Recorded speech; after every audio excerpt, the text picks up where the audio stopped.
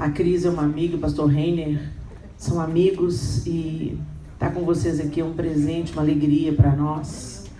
E saber das coisas lindas que Deus tem feito nessa casa tem enchido o nosso coração de alegria, né? O Senhor marca um novo tempo e mudou o nome de Jacó para Israel. E Ele também mudou o nome dessa igreja, porque é um propósito específico. Debaixo desse nome há um propósito específico. A casa do Pai. A casa do Pai para uma geração órfã. É tempo da paternidade de Deus cobrir toda a terra, porque é uma geração órfã. E o Senhor está resgatando essa geração em nome de Jesus. Amém? Quando os judeus esperavam o Messias, eles esperavam um rei que os libertasse do Império Romano. Por isso que Jesus não vinha numa embalagem que parecia para eles digno de confiança. Eles esperavam um rei como Moisés, como Davi, que estabelecesse um reino humano, que levantasse o povo de Israel humanamente falando. E Jesus veio como Messias e eles não o reconheceram como Messias, porque o que Jesus veio fazer era muito mais. E não era só para a casa de Israel, mas para que para que alcançasse os gentios, nós. Né? E é tão lindo o que a gente vê estabelecido em um reino. O reino é formado pelo rei e seus súditos. E os súditos desse rei obedecem às ordenanças, às normas deste reino. Então, quando a gente fala, venha o teu reino, nós somos tentados a pensar que Deus virá e estabelecerá o seu reino como a gente espera na sua segunda vinda. Isso não é mentira. Mas o reino já está nesse mundo. Aleluia. Através de mim e de você. Aleluia. Quando nós nos submetemos ao governo de Cristo, quando nós caminhamos debaixo das regras desse amor, desse reino, desse reinado, as pessoas ao nosso redor serão atingidas pelo reino de Deus em nós. Então abra sua Bíblia comigo em Mateus capítulo 6. Aí a gente pensa que a oração do Pai Nosso é uma coisa tão simples, mas ela é uma revelação tão poderosa. Primeira coisa dessa oração é Pai Nosso. Jesus não veio fundar uma religião. Jesus não era evangélico. Jesus não era cristão. Religião, cristão, evangélico, são palavras que vieram depois que o Senhor Jesus veio. Palavras que nós estabelecemos para comunicar uma mensagem. Jesus veio como Filho unigênito de Deus, que se tornou o primogênito entre muitos irmãos. Por que Jesus veio? Jesus veio para nos salvar, para nos perdoar, para pagar o preço pelos nossos pecados, para fazer o sacrifício que nenhum de nós seria capaz de fazer. Isso tudo é verdade. Mas Jesus veio fazer reconciliação. Só existe reconciliação entre um relacionamento que foi quebrado.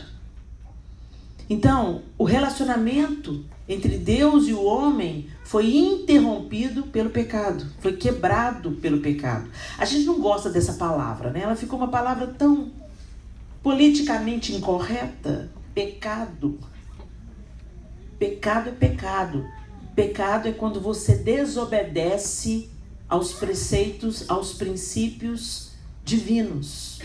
E os princípios e os limites estabelecidos por Deus não são para nos tolher, não são para nos fazer infelizes, não são porque Deus é um tirano e Ele manda e você obedece. Deus está estabelecido, gente. Quando a gente virar poeira, Ele vai continuar sendo Deus.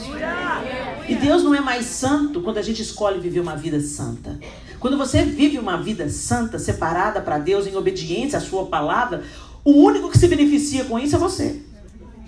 Você é que se beneficia da santidade, sua família, seus relacionamentos, seu casamento se beneficia da sua santidade. Só você colhe os frutos da sua santidade, você e os seus, aqueles que estão mais próximos de você. Deus está estabelecido num alto e sublime lugar. Ele já era santo antes de você existir e ele permanecerá sendo santo como nós passarmos como a erva. Então a primeira coisa que a gente tem que entender é que a santidade nos beneficia. Aleluia. Quando você está sendo santo, você não está fazendo um favor para Deus. Você está fazendo um grande favor para você. Está tirando o seu pé de um bocado de problema. E dá uma olhadinha na história humana. Desde o princípio de todas as coisas. Dá uma olhadinha na nossa história. A gente está mais feliz? Mais livre? Mais solidários? Há mais justiça no nosso meio?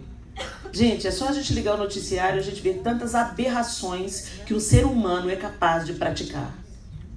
E nada mais é do que a ausência de Deus.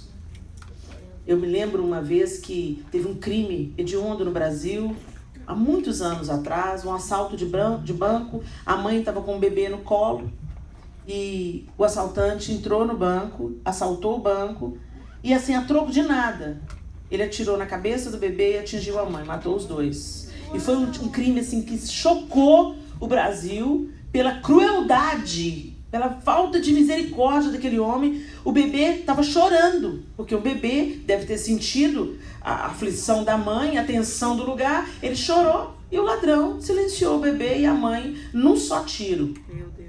E quando estava todo mundo revoltado, querendo pegar esse cara, linchar esse cara, eles foram entrevistar o pai do bebê, o marido da esposa, e ele estava devastado.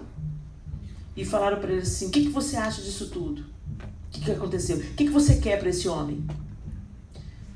Enquanto todos esperavam que ele clamasse por justiça, à sua maneira, ele chorando dizia assim: eu o perdoo. Porque a violência nada mais é que a ausência de Deus no coração do homem. Mas muitos com orgulho não voltam para casa. Prefere comer o pão que o diabo amassou do que voltar para casa e falar: pai, igual o filho pródigo, né, pai? Pequei contra o céu, contra o Senhor, sou digno de ser chamado seu filho. Aquela velha história. Nós fazemos o mesmo. A humanidade fez a mesma coisa. Deu as costas, bateu a porta. Você é livre. Você não vai definir o que eu vou fazer. Meu corpo, minhas regras. E tanta baboseira que a gente escuta por aí. Seu corpo, suas regras. Então respira. É você que faz seu cérebro funcionar? Really? Seu coração bate porque você determina que ele bate, né? Você levantou e está vivo até agora porque você escolheu isso.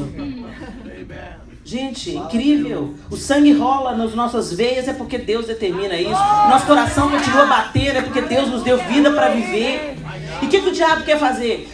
O diabo quer infligir a você uma dor tão grande que você não se sente perdoado. E para você fazer o quê? Para você dar cabo da sua vida. Aí, quando você fala meu corpo, minhas regras, é isso que o diabo quer ouvir. Porque quando você fala meu corpo, minhas regras, você está tomando do domínio de Deus para si. O domínio do seu corpo. Sabe o que a gente faz quando a gente domina o nosso corpo? A gente o destrói. A gente o embebeda, a gente o prostitui. E a gente corta os pulsos e a gente se mutila. E a gente entra em relacionamentos que são contra a vontade de Deus. E a gente muda os hábitos naturais para os hábitos não naturais. E a gente tenta entorpecer a nossa mente com tudo quanto é substância. E a gente empresta a nossa boca para maledicência, para fofoca.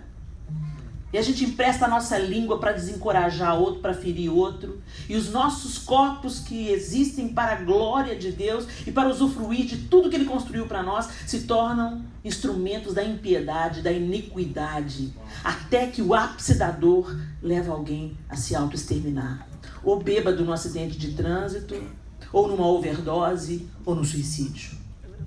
Meu corpo, minhas regras? Não, meu corpo é para glorificar o nome do Senhor. Tudo que existe em mim vai glorificar o Senhor. Porque eu não sou de mim mesmo, eu não pertenço a mim mesmo. Eu amo a música do André que fala, né? Hoje sei porque nasci, a razão do meu existir é maior do que eu mesmo, é divino, não tem fim. Fui comprado pelo preço mais caro desse mundo. A cada dia estou mais preso na liberdade que hoje tenho. Não posso pagar, não posso pagar tudo que eu faço. É tão pouco diante do preço que foi pago para me salvar. A gente sempre quer que alguém viva a vida cristã por nós. Vai lá, seja fiel por mim. Vai lá, ora por mim. Vai lá, conhece a Deus por mim, me conta como é que é. Volta para casa. A porta está aberta para todos nós. A mesa está posta para todos nós.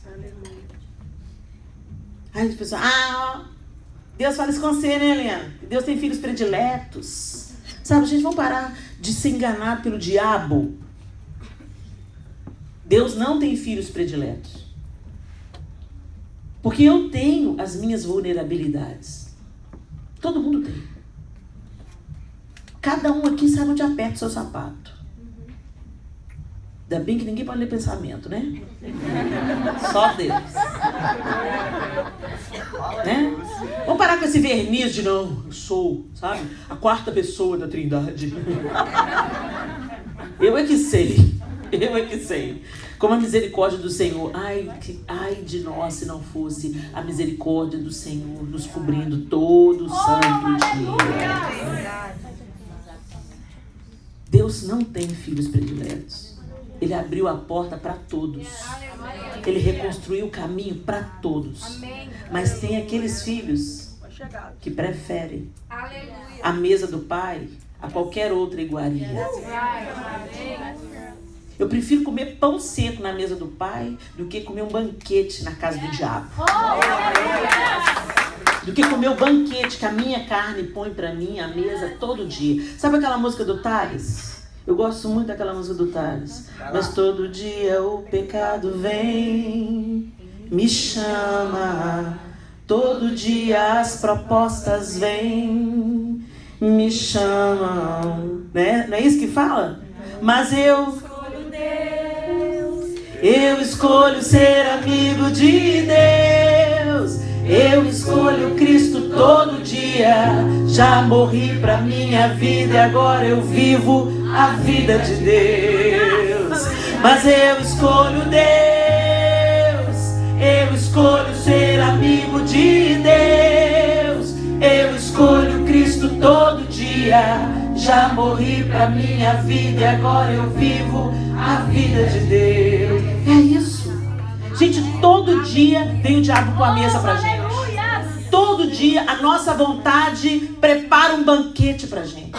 Todo dia a gente se inclina naturalmente para o mal. Mas você tem uma escolha. O caminho da morte ou a vida.